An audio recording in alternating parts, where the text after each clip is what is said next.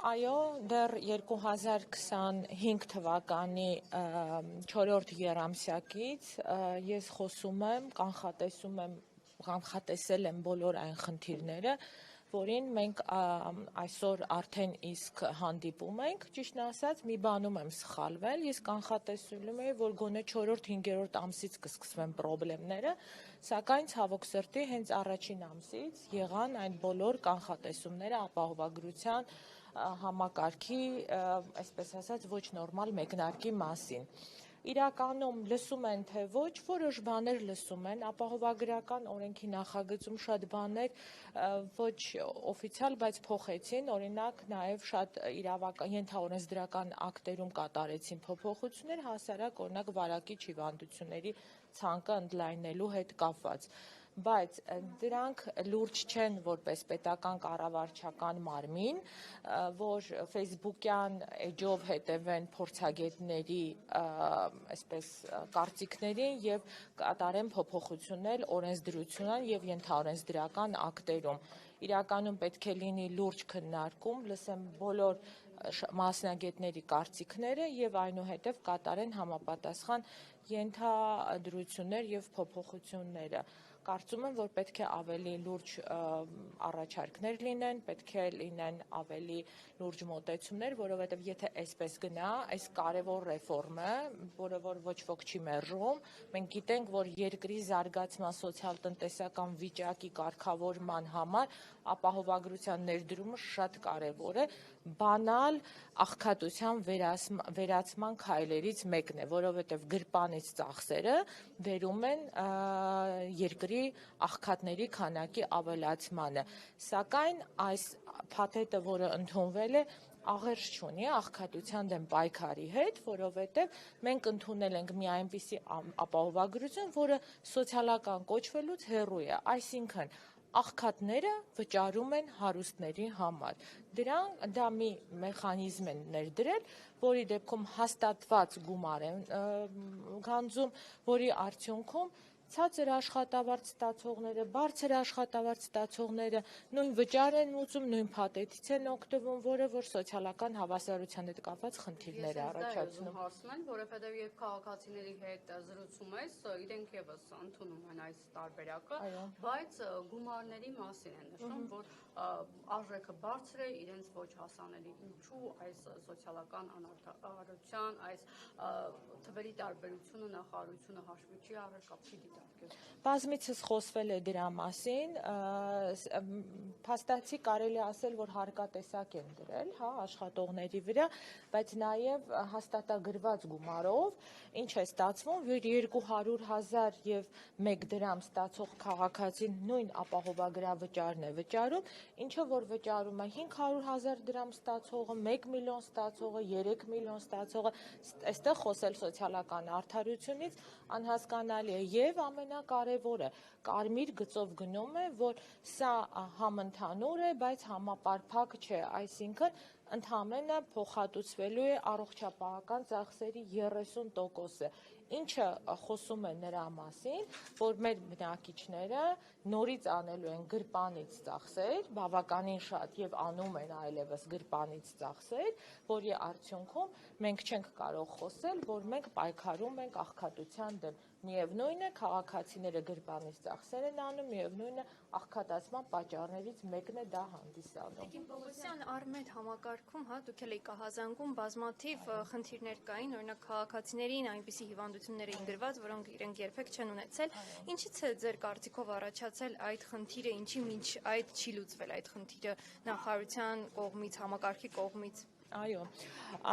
ուրեմն քաղաքացիներին բազմաթիվ են դեպքերը, 1 չի, 10 չի, շատ են, որ քաղաքացիները իրենց Արմեդ համակարգում տեսնում են այնպիսի բուժումներ կամ այնպիսի առողջապահական այցեր, որոնք որ իրենք չեն արել, սա ես կփորձեմ արդարության կանխված վարկածը չխախտելով ասել, որ տեխնիկական բնույթի է կրում, սակայն ես լրիվ իրավունք ունեմ մտածելու, որ գուցե այդ գրառումների հետևից նաև պետության գումարների հոսք է եղել, որովհետև երբ որ տեսնում ես գրառումը, ներքևը տեսնում ես նաև փոխհատուցված գումարը։ Օրինակ, իմ ապենդիցիտի վիրահատության ժամանակ, եթե չեմ սխալվում, 170,000 պետությունը հետևից գումար էր տվել։ Ինչն է սա խնդիրը։ Սա խնդիրը, որ Արմետ համակարգին առողջապահության նախարարությունը չի տվել համապատասխան տեխնիկական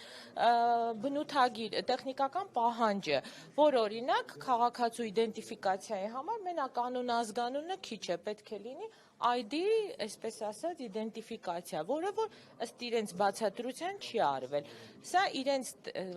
պատկերացումն է, բայց ես կարող եմ մտածել հակառակի մասին։ Պարզապես պետպատվերի շրջանակներում գումարների հոսքեր։ Տիկին Պողոսյան, տեսեք, օրինակ գաղտնիք չէ, որ գրանցված աշխատողներն են կարող օգտվել այս համակարգից, սակայն խնդիր կա, երբ դեկտեմբեր ամսվից է քաղաքացին համարվում գրանցված աշխատող, այդ դեպքում ապահովագրությունից կարող է օգտվել միայն ապրիլ ամսից։ Այստեղ դուք կոռուպցիոն ինչ-որ ռիսկեր չեք տեսնում։ Այստեղ մինչև կոռուպցիոն ռիսկերին հասնելը շատ լուրջ իրավական խնդիր կա, որովհետև ապահովագրական օրենքի ներդրումը եղավ 2026 թվականի հունվարի 1-ից, բայց մենք արդեն 2025 թվականի դեկտեմբերին կատարեցինք ապահովագրական գանձումներ։ Սա շատ լուրջ խնդիր է, սա անհասկանալի իրավաբանական բացատրություն, անգամ չունեն բացատրություն, բազմիցս նամակներով էլ դիմել են տարբեր կառույցներ, չի եղել դրա բացատրությունը։ Իսկ ինչ վերաբերում է կոռուպցիոն ռիսկերին, ապահովագրական ամբողջ այս համակարգը մի հատ մեծ կոռուպցիոն ռիսկի մեջ է։ Անհասկանալի ձևով նշանակվեց հիմնադրամի տնօրենը։ Եթե մենք նայում ենք մամուլով, եթե գրում ենք նշանակված հիմնադրամի տնօրենի անունը, տեսնում ենք, որ նախկինում ինքը բավականին կոռուպցիոն պատմությունների մեջ է եղել։ Ինչպես ընտրվեց այդ հիմնադրամի տնօրենը 6 ամսով որպես պաշտոնակատար։ Ինչպես նշանակվեց խորհուրդը հիմնադրամի։ Առ այսօր մենք չենք տեսնում հիմնադրամի աշխատողներին։ Այդ գործառույթները կատարում է պետական առողջապահական գործակալության աշխատակիցները։ Այսինքն մենք չունենք ընդունված մարդիկ հիմնադրամում, որոնք որ նաև պատասխանատվություն վերցնեն դրա համար։ Մի խոսքով, այսպես բազմաթիվ անհասկանալի չտրված պատասխաններ են, հախուռը ներդրումը բերել է այս լուրջ խնդիրների առաջացմանը։ Թե բժշկական կենտրոններից քանի տոկոսն են արդեն տրամադրում պարտադիր ապահովագրության ծառայությունը։ Դեռ հրապարակումներ չունեն թվերի, բայց մի թիվը ասեմ, երբ որ մենք ուշադիր նայում էինք այս ընթացքին, դեկտեմբերին վարչապետը ասեց, խնդրում եմ չհարձակվել բժշկական կենտրոնների վրա, որովհետև մենք պետք է ներդնենք հիմնադրամը եւ այլն, հասարակ թիվ ասեմ, ԱԱՊ-ի հետ կապված արտահիվանդանոցայինի Հայաստանի Հանրապետությունում ամբողջ տարվա ընթացքում արտահիվանդանոցային այցերի թիվը մինչև 13 միլիոն է։ Եթե հաշվի առնենք, որ հունվար ամսին գոնե 1 միլիոն պետք է այց լիներ եւ հաշվի առնենք, որ արդեն 50%-ը հայտարարում են, որ ապահովագրված են, մենք նորմալ ընթացքի դեպքում պետք է ունենայինք 500,000 ապահովագրված անձի այց դեպի ԱԱՊ օղակ։ Սակայն առողջապահության նախարարը իմ նաև հորդորներով, թվերը ճշտելով եւ այլով հայտարարեց, որ 234,000 այց են ունեցել։ Այսինքն 50% պակաս։ Ասել, որ մարդիկ շահագրգռված են, գնում են եւ այդ ապահովագրությունից օգտվում են անգամ շատ, այդքան էլ այդպես չի։ Ըստ իրենց թվերի հրապարակումների։